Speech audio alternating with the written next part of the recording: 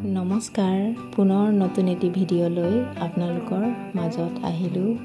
আজি 4 মাহৰ আগত মই স্নেক প্লানৰ পাত এখিলা জেলি বটল এটাত পানী দি থৈ দিছিলোঁ আৰু এতিয়া সেই এখিলা পাতৰ পৰাই বহুতখিনি পুলি মই পালোঁ। এয়া আপোনালোকক ভিডিঅ'ৰ জৰিয়তে দেখুৱাই দিছোঁ। আপোনালোকেও এনেকৈ ট্ৰাই কৰি চাব পাৰে। স্নেক প্লান পাত এখিলাৰ পৰাও আমি পুলি পাওঁ। এয়া এনেকৈ পুলি আমি পানীটো কৰিব পাৰোঁ আৰু টাবত ৰুইও কৰিব পাৰোঁ। এয়া ইমান ধুনীয়াকৈ 4-5 জোপা পুলি দিছে এয়া।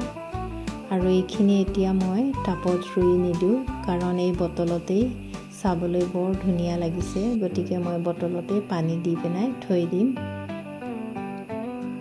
আৰু যিটো পাতৰ পৰা ওলাইছিলে সেই পাতখিলা মই পেলাই দিলোঁ আৰু এনেকৈ পুলিখিনি মই বটলত ধুনীয়াকৈ থৈ দিলোঁ।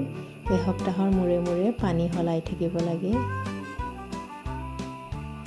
আৰু এয়া সৰু সৰুকৈ ৰছী এনেকৈ বনাই লৈছোঁ। এই মানি প্লাণ্টজোপা ইমানেই খেলি মেলি হৈ আছে, দেখিবলৈ বেয়া লাগিছে, গতিকে মই এতিয়া ধুনীয়াকৈ বান্ধি দিম।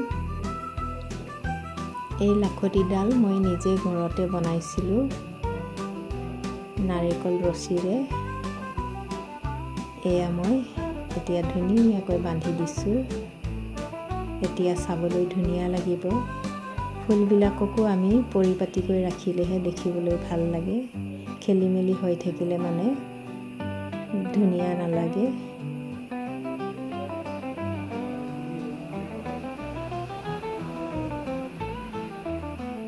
এয়া আগতকৈ এতিয়া বহুত ধুনীয়া লাগিছে চাবলৈ মানি প্লাণ্টজোপা।